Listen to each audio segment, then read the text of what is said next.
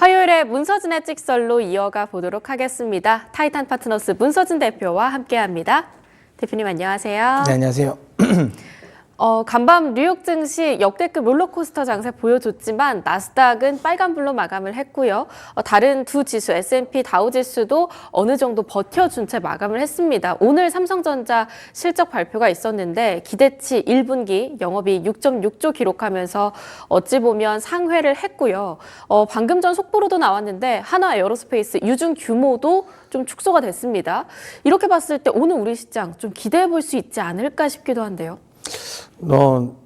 일단 우리가 확실하게 뉴욕 증시 대비해서는 탄력은 좋을 것 같긴 해요. 아시는 것처럼 우리 뭐 그게 약간 오픈 일이긴 하지만 우리는 안 올랐으니까. 제가 그때도 말씀드린 것처럼 팬데믹 고점을 못 넘긴 아시아에서 지금 유일한 나라라고 항생 또 이제 원래는 못 넘겼었다가 최근에 이제 급등이 나왔. 물론 뭐 요 며칠은 이제 급락이 나오긴 했지만 급등을 하면서 이제 우리랑 이제 좀 손 놓으면서 우리가 약간 섭섭할 뻔했는데 네. 다 같이 다시 좀 끌려 내려왔고 그 끌려 내려오는 과정에서는 우리는 아무래도 올라온 게 뭐 덜하다 보니까 우리도 사실 많이 맞긴 했죠. 맞긴 했지만 중요한 건 그래도 글로벌 전체 증시 하락폭보다는 좀 덜했다라는 점. 이게 그만큼 이제 우리 시장은 밸류에이션에 대한 메리트는 있다라는 거거든요. 뉴욕 증시의 어제, 그러니까 오늘 새벽 흐름을 보면 확실하게 지금 딥밸류인 것 같긴 해요. 중요한 건 이제 지금 이제 이런 상황인 거죠. 그래, 트럼프가 저렇게 이제 할 것 같아. 이제는 뭐 저거는 이제 그냥 흔히 말하는 이제 상수로 보는 거죠.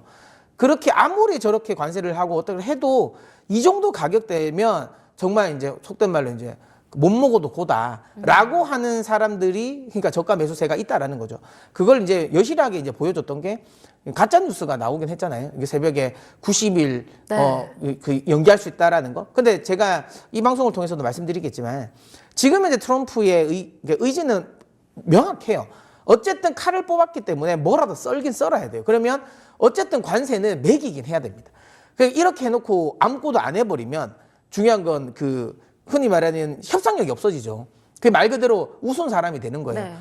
시장만 박살 내놓고 실제로 관세는 안 매겼다?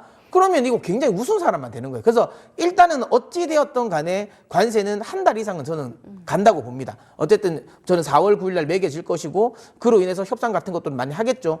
그게 또 단기에는 안 나올 것 같아요. 그래서 어쨌든 제 생각에는 이 관세는 나온다라는 거. 이거는 저는 계속 상수로 봐야 된다라고 생각하고 있고 그런 식으로 뭐 90일 연기 이런 거는 가능성이 없다. 근데 아까 말씀드린 것처럼 가능성이 없다라는 걸 시장도 모르지는 않을 거예요. 네. 하지만 그만큼 시장의 저가 매수세가 강하다는 거예요. 그런 작은 이슈에도 급등을 해버리잖아요.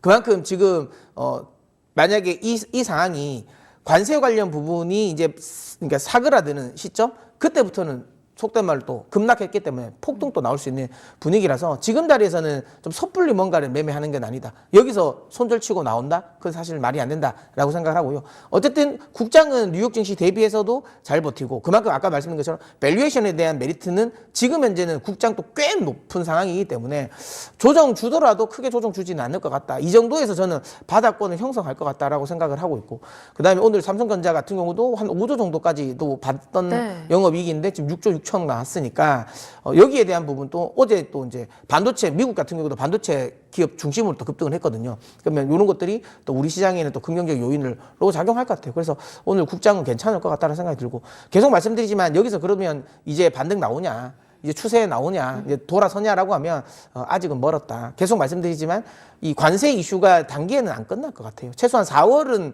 끝까지 끌고 갈 것 같고 계속 말씀드리면 협상 카드가 그렇게 좋지가 않아요. 그러니까 말 그대로 조금 계속 어쨌든 좀 끌려고 하는 것 같아요.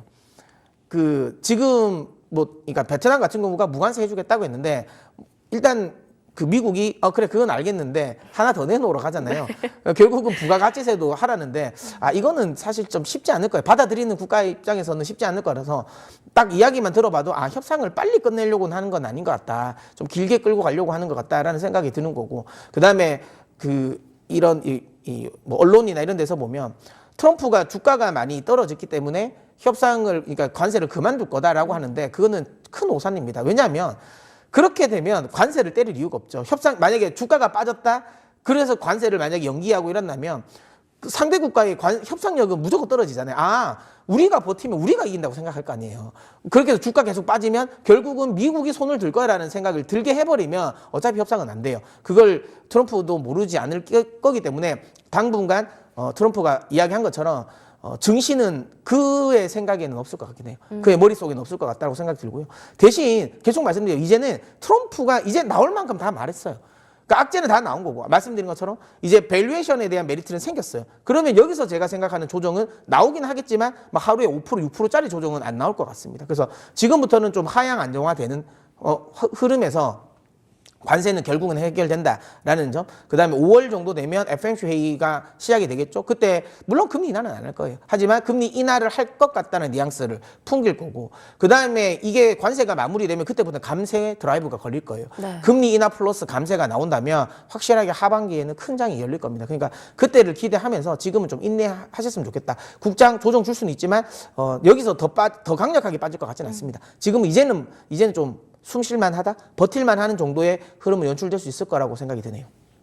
좀 여름까지는 미국 지수가 이렇게 하향 안정화될 때까지 시간이 걸릴 수 있다라는 이야기들도 나오고 있는 것 같습니다. 오늘 장에 긴급 전략 받아볼 텐데요. 참 투자하기 어려운 장인 것 같습니다. 금도 빠지고 비트코인도 빠지고 미장도 원자재 값도 다 빠지고 있는 상황에서 어떤 전략을 취해야 될까요? 저는 그냥 무대응이 최상의 대응이다. 무대응이 상팔자다. 네, 이런 이야기를 좀 드리고 싶은데 오늘 분명히 저는 개인적으로 국장이 오를 것 같습니다. 오를 것 같은데 그렇게 오랐을 때 외국인 수급이 그만큼 따라주냐고 하면 외국인 수급은 안 따라줄 것 같아요.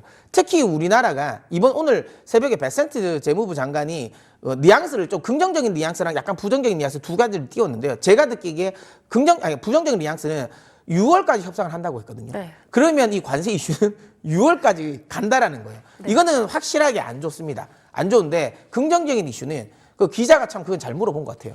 보편적 관세 10%까지도 혹시라도 그거보다 더 밑으로 내릴 수 있냐라고 했을 때 베센트 재무부 장관이 모든 가능성을 열어둔다겠다는 말이에요. 이거는 굉장히 호재죠. 이러면 정말 관세가 무관세가 협상만 잘하면 무관세가 될 수도 있구나. 아니면 10% 미만으로도 뺄 수도 있겠구나라는 생각을 할 수 있다라는 점은 긍정적이라고 생각됩니다. 그래서 호재와 악재가 다 있긴 한데 결국에는 악재는 시간이에요. 시간이 걸릴 뿐 결국 해결되는 거고요. 그다음에 호재는 지금 현재 시장이 기대하지 않았던 흔히 말하는 이 관세율 자체가 낮아지는 거기 때문에 이거는 개인적으로는 더 긍정적으로 봐야 되지 않을까 싶습니다.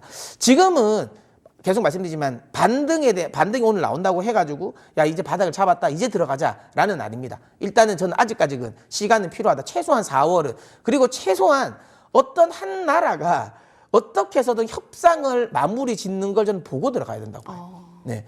근데 그건 제가 보기엔 빨라도 4월 말은 돼야 되지 않을까요? 네. 만약에 빠르면 빠를수록 좋긴 합니다. 만약에 예를 들어 4월 9일 전에 나오면 훨씬 좋겠죠. 근데 어쨌든 어떤 국가든 협상이 마무리되는 걸 확인하고 우리가 들어가자라고 생각되고요. 지금은 그냥 관망이 맞다. 매수도 매도도 아니고 관망하는 게 훨씬 더 좋은 전략이라고 생각합니다. 하지만 제가 계속 말씀드리지만 이 관세 이슈가 끝나고 나면 팬데믹 이후에 가장 큰 장이 분명히 열릴 거라는 점.